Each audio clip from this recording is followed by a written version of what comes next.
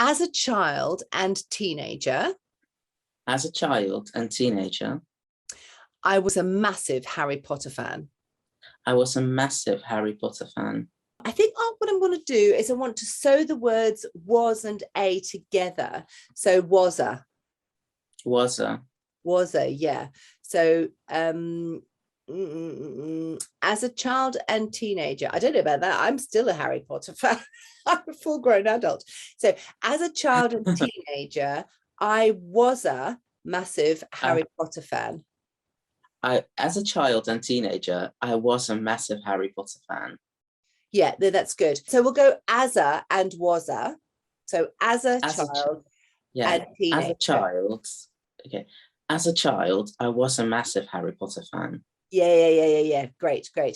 Even though I've kind of, we'll make kind and of one word, even though I've kind of outgrown it, sorry, even though I've kind of outgrown it. Even though I've kind of even though I've kind of outgrown it. Nice.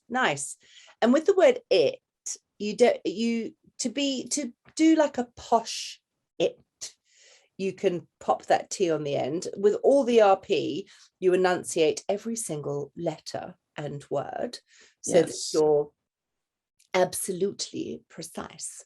But in this instance, you could drop that T on the end. So you could change it to I've kind of outgrown it.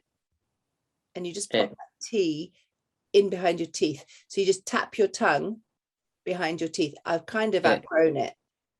Okay. I've kind of outgrown it. Yeah, perfect.